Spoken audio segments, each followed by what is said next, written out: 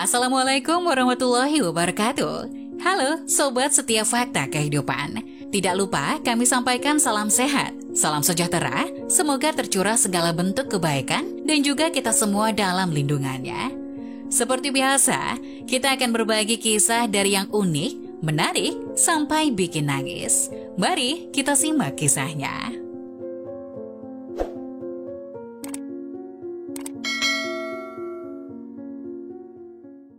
Wanita ini dipukuli dan diselingkuhi. Mertuanya malah menudingnya macam-macam. 3 tahun kemudian ini yang terjadi. Balas dendam terbaik adalah dengan move on, hidup bahagia, dan membiarkan karma membereskan sisanya. Matahari cerah di hari Sabtu adalah berkah tersendiri bagi kita yang sudah lelah setelah hampir seminggu bekerja tak menentu. Itulah yang dirasakan Hidayah, seorang psikolog dan juga ketua asosiasi perempuan di daerahnya. Hidayah merupakan aktivis yang membela perempuan dan asosiasi itu mengawal para perempuan untuk bangkit dari keterpurukannya. Di Sabtu sore adalah jadwal mereka untuk berkumpul dan bertemu. Organisasi mereka dibagi per kelompok yang masing-masing terdiri dari 8 orang yang akan menceritakan kisah hidup mereka dan perkembangannya setiap minggu. Masing-masing dari orang itu akan bercerita dengan sukarela dan akan mendapat dukungan moral untuk bisa bangkit kembali dari organisasi itu atau bahkan kelompok lain. Kali itu, Hidayah akan mendatangi kelompok Mawar. Masing-masing dari anggota kelompok itu ada yang sudah survive dengan hidupnya, ada pula yang masih berproses. Setiap kali mereka bercerita, anggota yang lain akan menyimak dan memberikan pendapat dan pandangannya, kecuali 1 orang yaitu Arum. Sudah 7 pertemuan Arum bergabung dengan asosiasi perempuan itu. Tapi kondisi Arum masih saja memprihatinkan. Dirinya belum bisa menceritakan tentang kisah hidupnya, dan teman-teman yang lain juga menghargai dan tidak memaksa Arum untuk bercerita.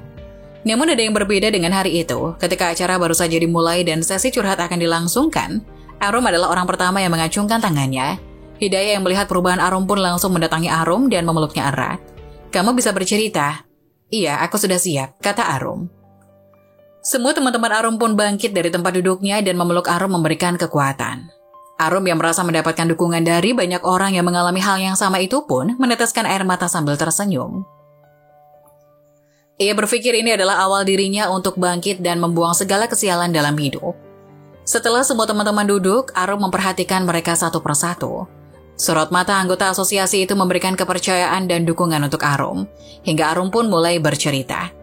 "Perkenalkan, namaku Arum. Aku ingin menceritakan kisah pilu yang aku alami 2014 lalu.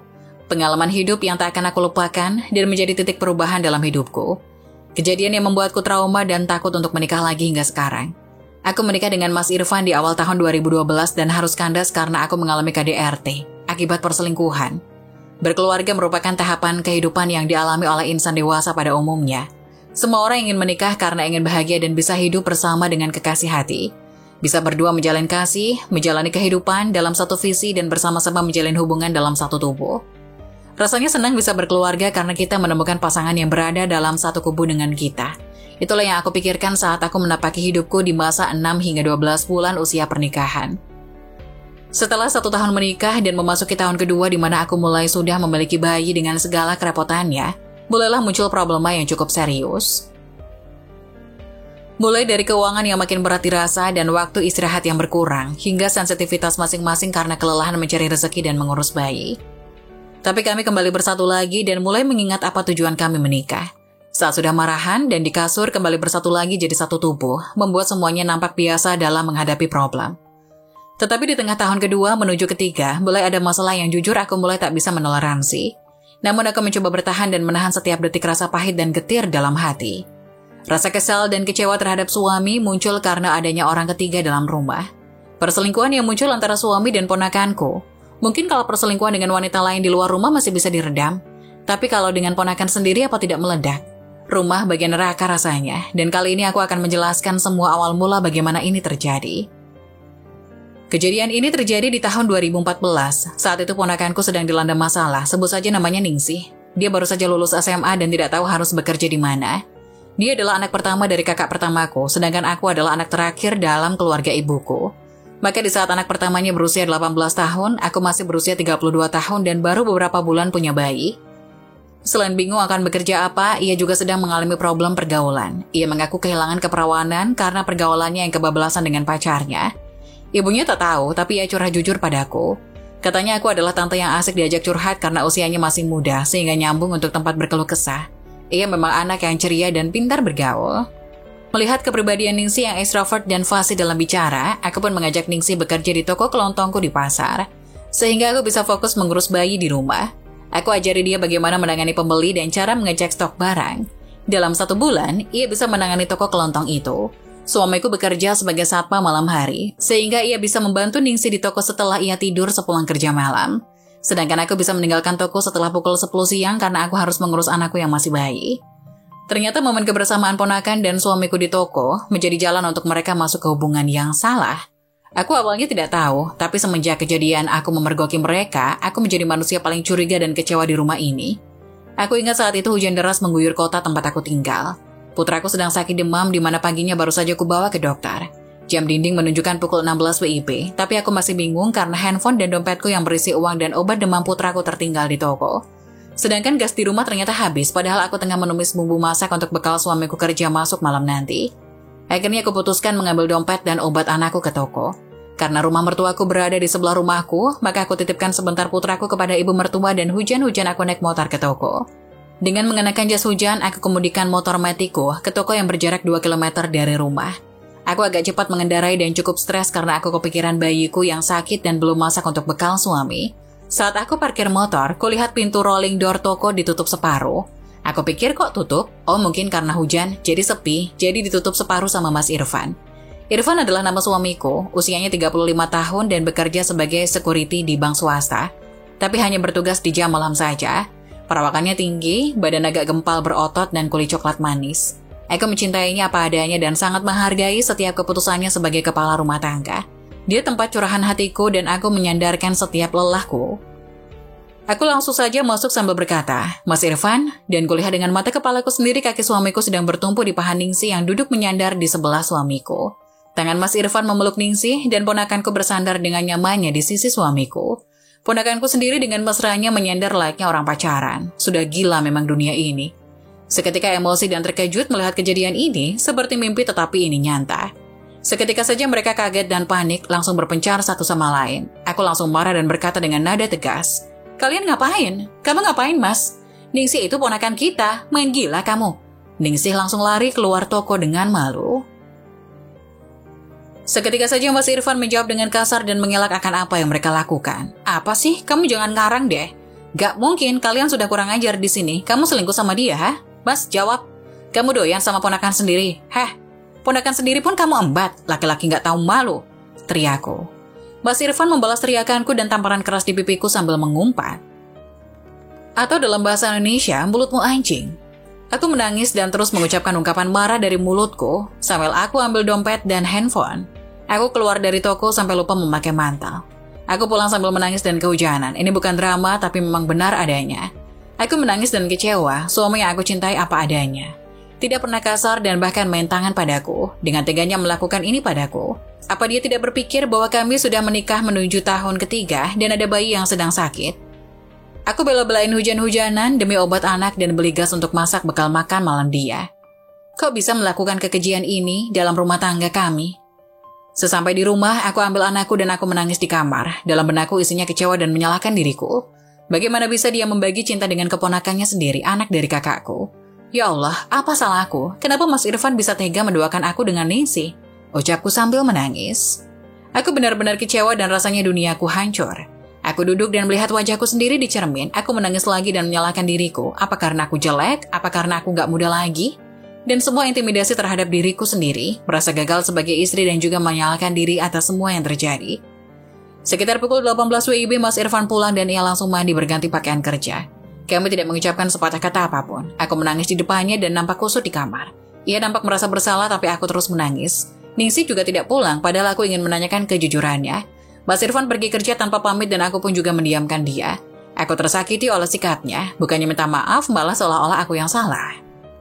Keesokan harinya aku benar-benar tidak mood dan tidak peduli lagi dengan toko, suami dan Ningsih. Aku fokus merawat bayiku. Ternyata Ningsih sudah pulang ke kampungnya. Ia diberi uang saku suamiku dan pulang dengan alasan kangen rumah. Ia mengirim WA ke HP-ku. Bule, saya pamit pulang. Om Irfan yang antar saya tadi ke terminal. Saya minta maaf kalau banyak salah. Jujur saya tidak melakukan apa-apa. Kebetulan kami sedang ngobrol-ngobrol saja di kasur toko. Mana mungkin saya berbuat zina begitu. Saya minta maaf ya, bule. Aku tidak percaya dan tidak membalas pesan ponakanku itu. Aku diamkan saja, tetapi hatiku pedih.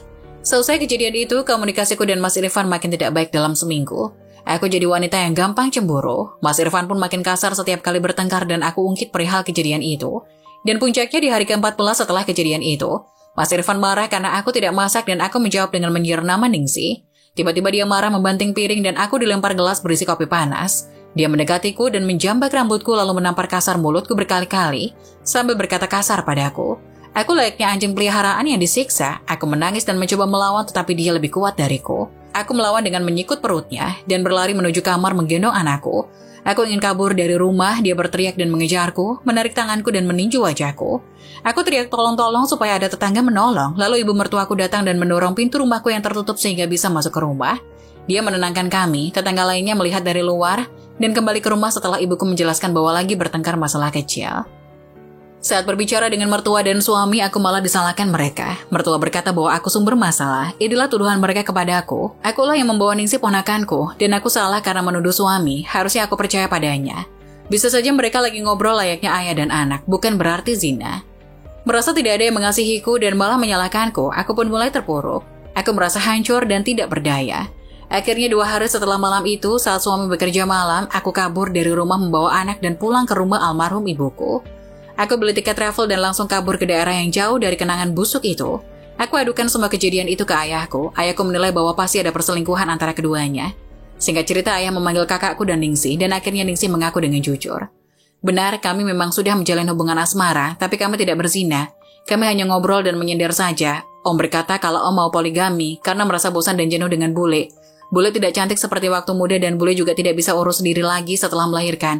Jadi Om ingin meminang Ningsih jadi istri kedua.